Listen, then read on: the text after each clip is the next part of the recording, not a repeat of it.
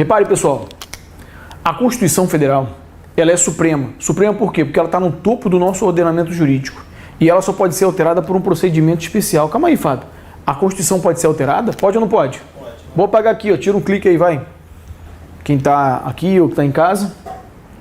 Essa Constituição é a lei fundamental, é a lei suprema, é a lei das leis. Olha que interessante.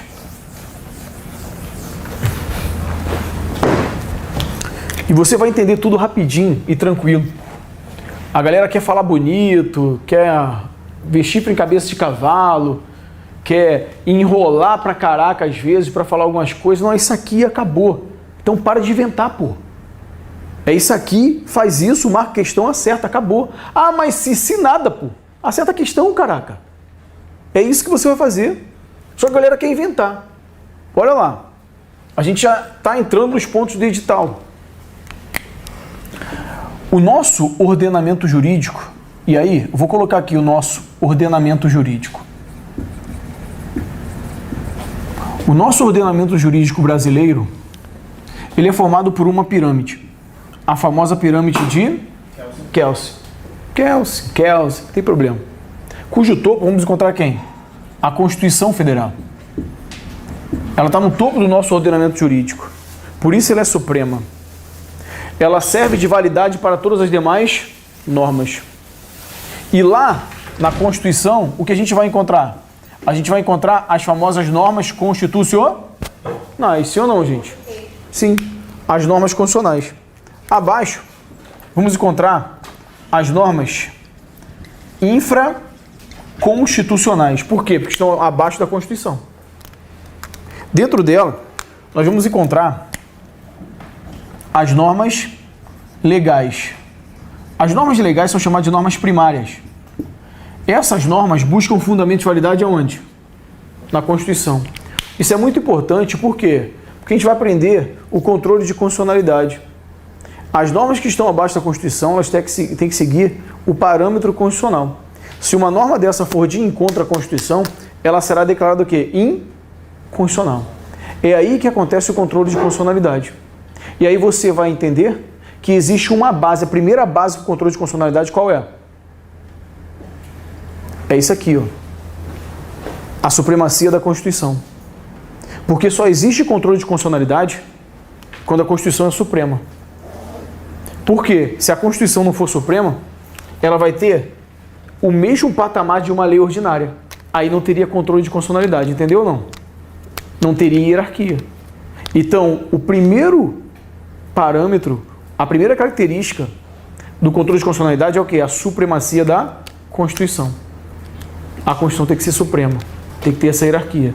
Caso contrário, não tem controle de constitucionalidade.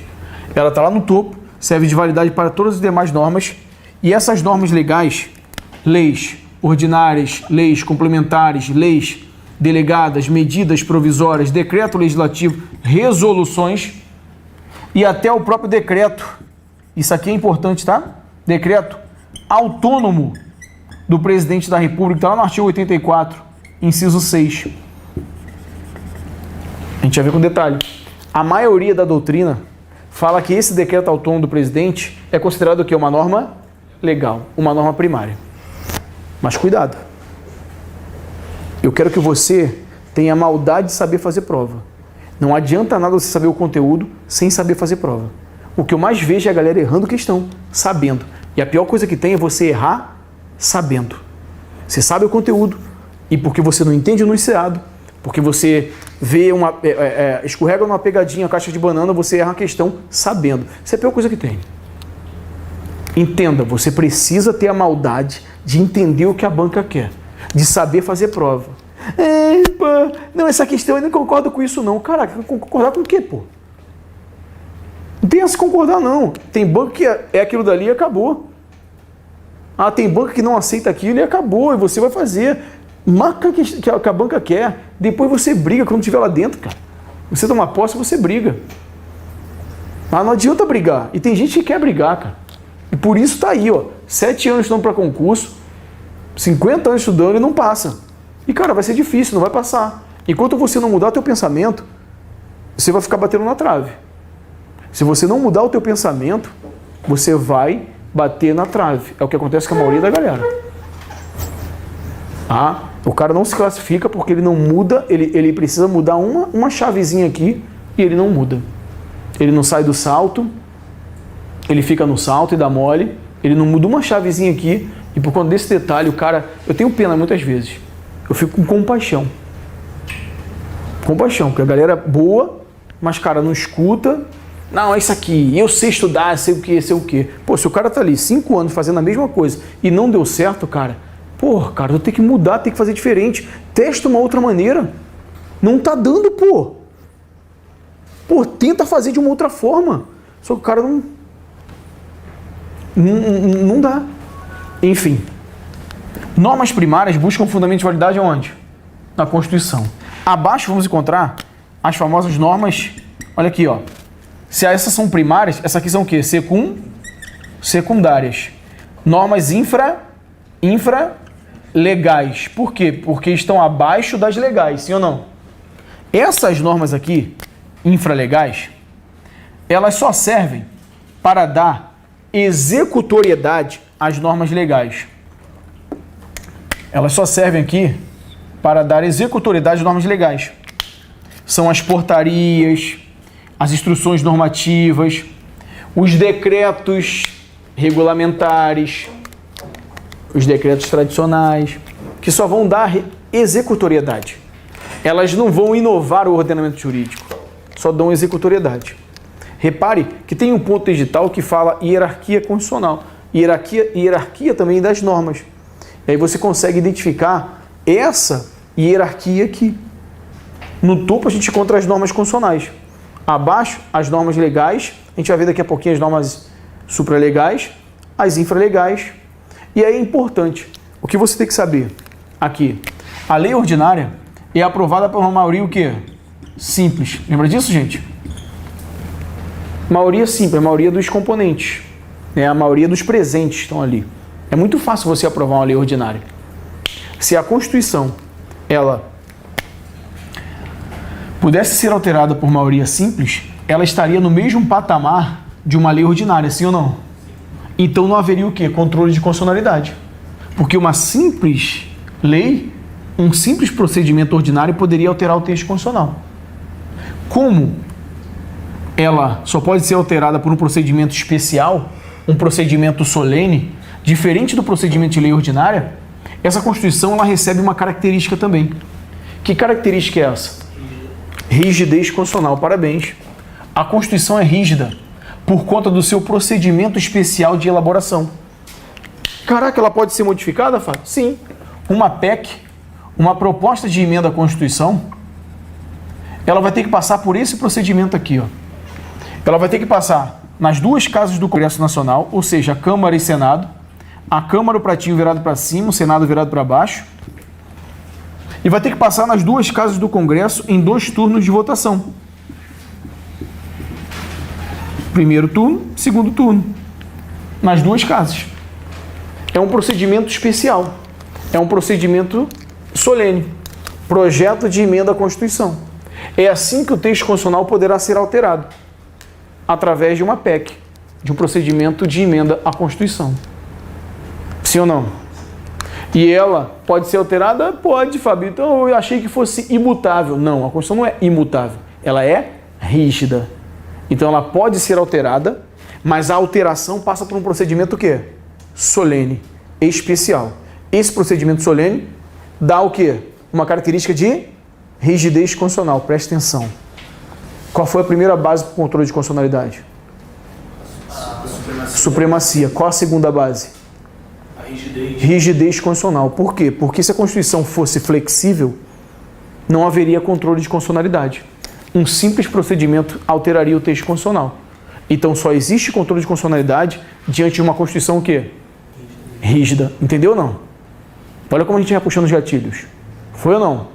Estou te dando uma base lá para frente já. Lá na frente. Aí, o que você tem que gravar também? A lei complementar, ela é aprovada por maioria o quê? Absoluta. Só grave isso, que lei complementar é aprovada por maioria absoluta. É mais difícil que a lei ordinária, sim ou não? Sim. Isso torna a lei complementar hierarquicamente superior à lei ordinária? Não. Olha a hierarquia das normas aí. Todas essas normas legais estão no mesmo patamar. Não há hierarquia entre elas. A hierarquia é vertical, é entre a Constituição e elas. Entendeu ou não? Então aqui não há hierarquia entre lei delegada, medida provisória, lei complementar, não há hierarquia. Há procedimentos diferentes de elaboração, mas elas estão no mesmo patamar. São todas o quê? Normas legais, normas primárias. Pegou o nosso ordenamento jurídico? Professor, os 3/5 ali é a maioria qualificada? Maioria qualificada. Nosso amigo perguntou, é maioria qualificada? Sim, é uma maioria qualificada. Porque a única maioria simples é essa aqui. O restante é qualificado. Todo o restante, maioria simples é essa aqui. Todo o restante de maioria é maioria qualificada. 2/3, 3/5, maioria absoluta. A gente vai ver onde cada um aparece. Tranquilo? Não vou falar sobre isso agora. Isso aqui é só para você memorizar por enquanto. Que a lei complementar aprovada maioria absoluta, a lei ordinária é maioria simples e a emenda constitucional 3/5. Vai ter procedimento que vai exigir 2/3. A gente vai ver isso depois com mais detalhe. Beleza? Por enquanto só isso. Foi? É uma maioria qualificada sim. A Constituição, então, é a norma fundamental suprema de um Estado. Ela é fundamental porque vai organizar o Estado e suprema porque está no topo do nosso ordenamento jurídico, servirá de validade para todas as outras normas. A norma que violar o texto constitucional, ela vai ser considerada o quê? E, por sua vez, vai ser considerada o quê? Nula. Nula. Ok? Ela é inconstitucional, ela é nula. Ela não vai existir. Foi ou não? Beleza. Com isso, a gente anda um pouquinho. E aí, a gente fecha aqui o nosso ordenamento jurídico e com isso, com o nosso ordenamento jurídico, eu vou falar de um outro ponto já. Mas antes disso, vou colocar uma questão para a gente brincar. Até aqui, tranquilo? Tranquilo, galera? Olha aqui essa questão, questão número 3. Olha que interessante aí. Olha a questão que caiu, a FGV. Você faz. FGV.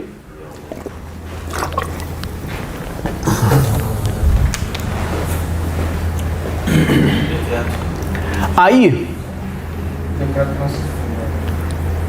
o que você acha aí? Acho que é o decreto.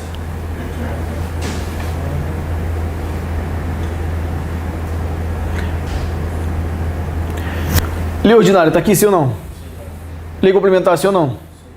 Medida provisória está aqui? Lei delegada está aqui? Decreto aparece aqui? Esse tipo de decreto, ele não é claro. Nós temos aqui o decreto legislativo. Parece outro também. Tá? Mas ele não foi claro. Botou um decreto. Então, qual a única norma aqui? Uma questão que você tem que ter um bom senso para marcar, sim ou não? Teve uma outra situação de uma decisão judicial falando do salário mínimo. Foi no caso Dilma, a FGV inovou a parada. Isso sendo dos próximos capítulos, lá na frente. Mas o salário mínimo vai ser fixado em lei, sim ou não? Salário mínimo, artigo 7º, inciso 4, que fala: salário mínimo fixado em lei nacionalmente unificado. Fixado em lei. Fixado em lei. Sabe o que aconteceu? A Dilma, ela fez a lei, no governo Dilma, fez a lei fixando o aumento de salário para os próximos anos. Entendeu ou não? A lei determinou qual seria o percentual de aumento nos próximos anos que ela iria governar. E esse aumento nos próximos anos, a lei já estava lá, seria determinado através de quê? De um decreto. Tá indo ou não? Presidencial. Um decreto presidencial. Só ia dar o quê? Executoriedade. Tá indo ou não comigo? Decreto regulamentar. Regulamentando, decreto regulamentar. Só que a lei já falava o percentual. O decreto não poderia o quê? Se a lei falava assim, o salário mínimo vai aumentar 1%, aí vinha o decreto 2%. Não poderia, entendeu ou não? Isso caiu em prova, cara. E a FGV falou o seguinte: qual é a norma aqui possível, né, de estabelecer, de fixar o salário mínimo? Aí deu como resposta o decreto. Decreto legal, né? O decreto regulamentar. Porque, na verdade, ela usou como base a decisão lá, a situação da Dilma. E deu como certo. Era o que tinha. Tinha que ter um bom senso naquela situação. Calma, estou só botando aqui uma situação sendo dos próximos capítulos. Mas é para você entender que as questões da FGV, muitas vezes, não vão ser questões assim bem práticas. Claro que tem questões práticas, objetivas, tem. Mas outras ela vai colocar historinha, ela vai brincar, ela vai mostrar, ela vai trabalhar com o teu emocional. Muito. Vai trabalhar com o teu emocional. E você vai ter que entender. Ela te cansa. Foi ou não? Show de bola. Então bora. Agora, vou aproveitar o nosso ordenamento jurídico para falar de um outro ponto que eu sempre falo aqui, que é o quê? A internalização dos tratados internacionais.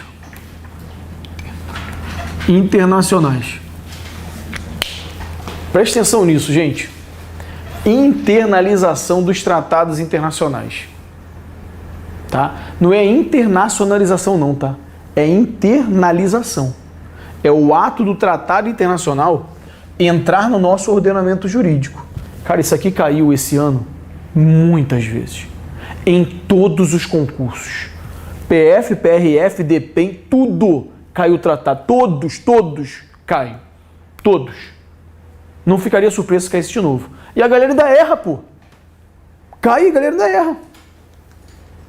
Então preste atenção para você entender e não errar mais.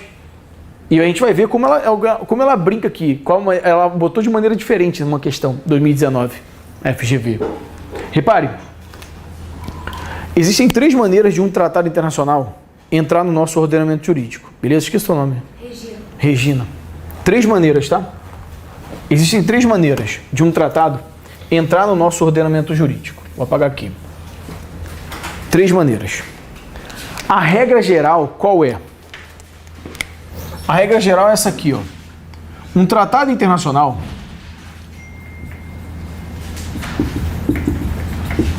ele vai ser aprovado pelo Congresso Nacional.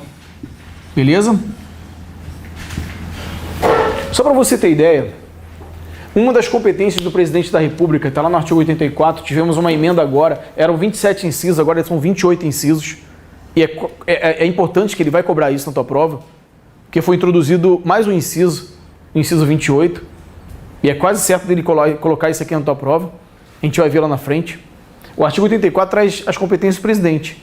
E uma das competências do presidente qual é?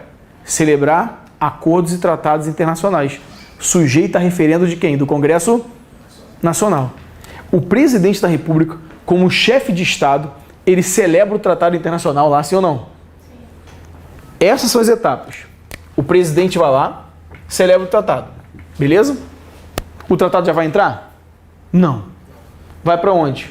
Aprovação o quê? Do Congresso. Congresso aprovou, volta para a mão de quem?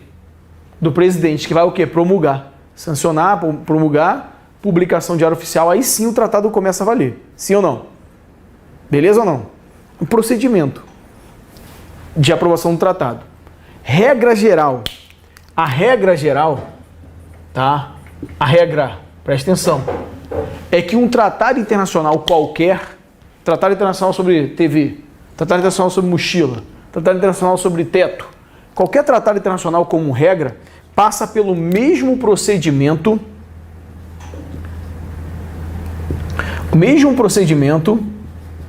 de uma lei o quê?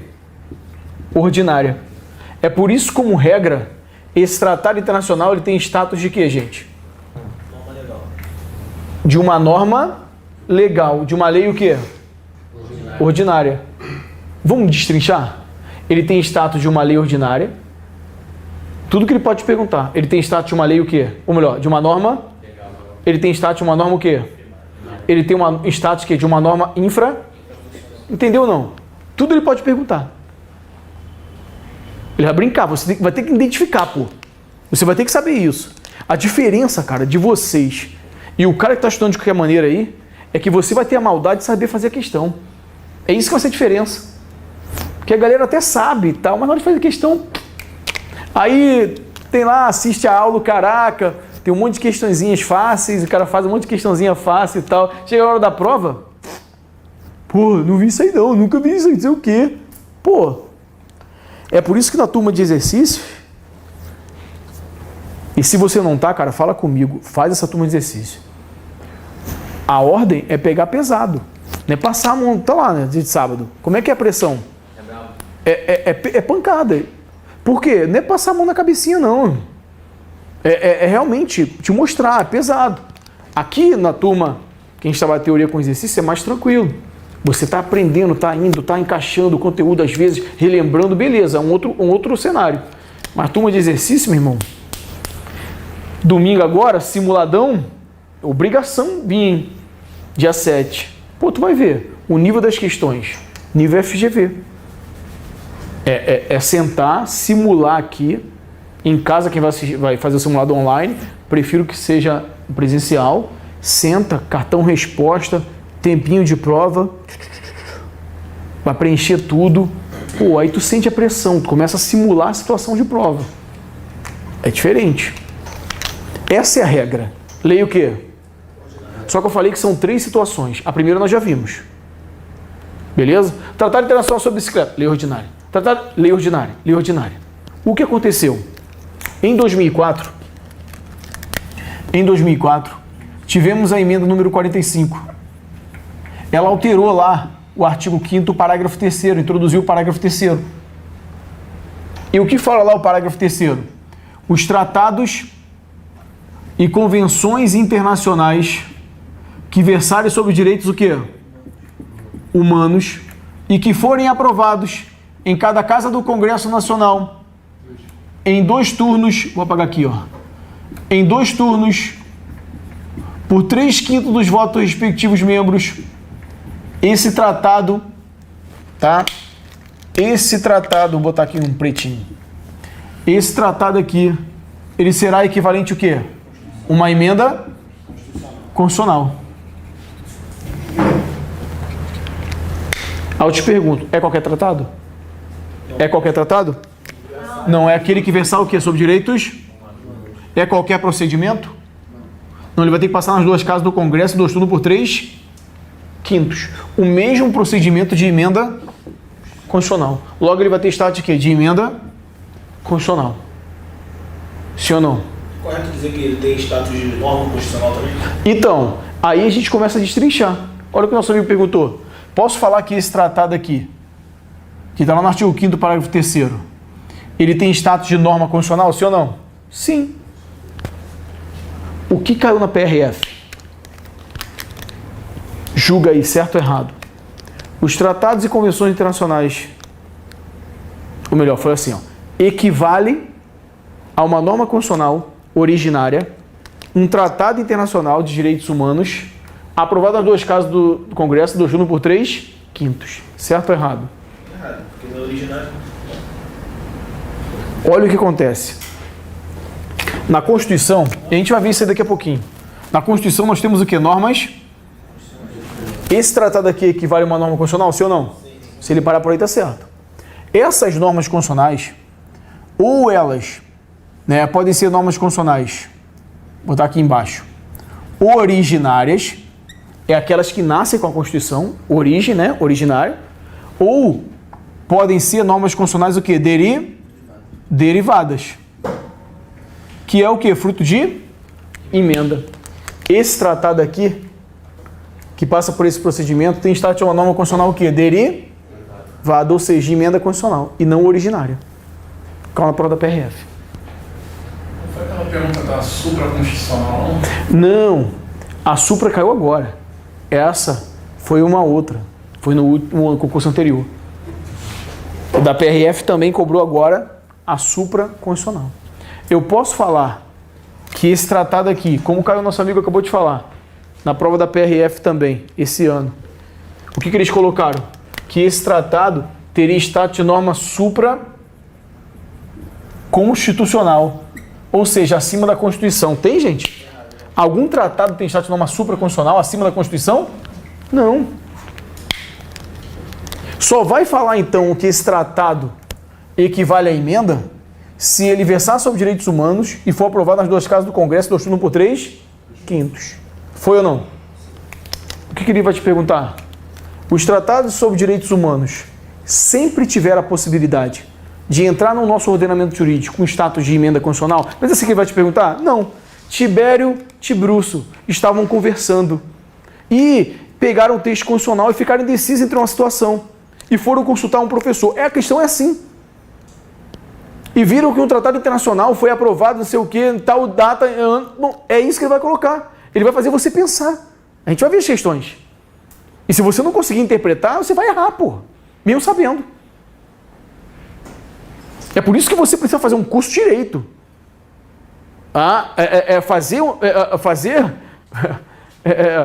A galera quer estudar aí, quer passar, e quer ter 4 encontros, 3 encontros e passar no concurso para ter estabilidade o resto da vida.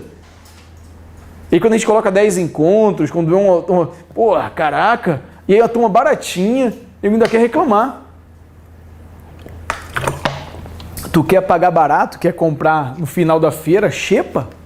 Irmão, tu vai receber isso também. Na hora da tua prova, você vai conseguir fazer alguma questão? Não vai. Não vai. Tem que ter conteúdo atualizado e um bom conteúdo. Caso contrário, cara, é chover no molhado como a galera faz. Finge. Olha só. Sempre. Não, foi a partir de 2004.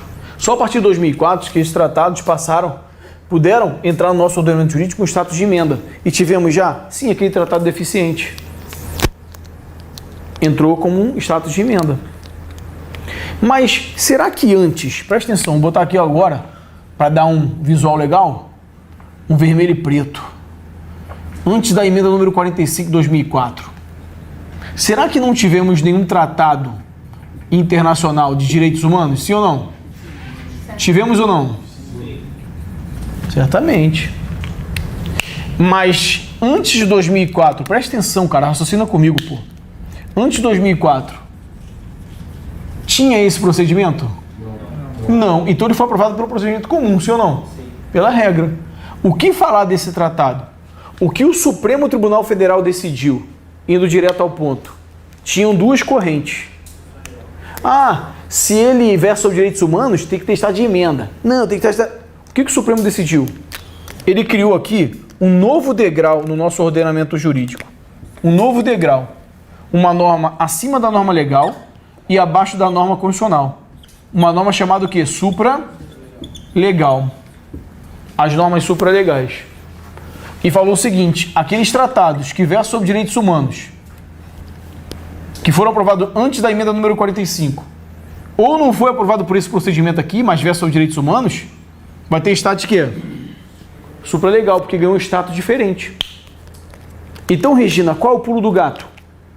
Que eu sempre falo. Um tratado internacional sobre informática, aprovado nas 2 casas do Congresso, em 2 turnos por 3/5, será equivalente a uma emenda constitucional? Não. Certo ou errado? Errado por quê? Então acabou. Na hora da prova, você vai olhar para a questão, vai ver a historinha que ele vai colocar e vai ver se versa sobre direitos humanos. Se não versar sobre direitos humanos, independente do procedimento que ele colocar, maioria absoluta, o que ele inventar, não veja chifre, cabeça e cavalo. Se não versar sobre direitos humanos, qual a regra?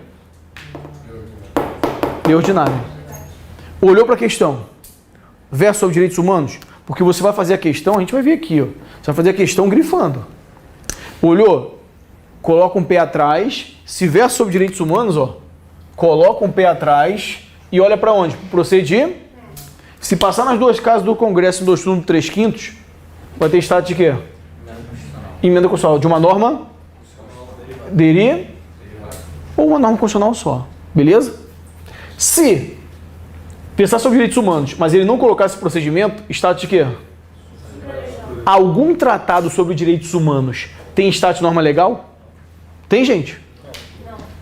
Algum tratado tem status de norma infralegal? Nunca. Nunca.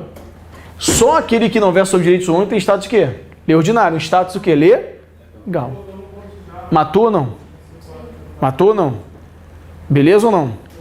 Então,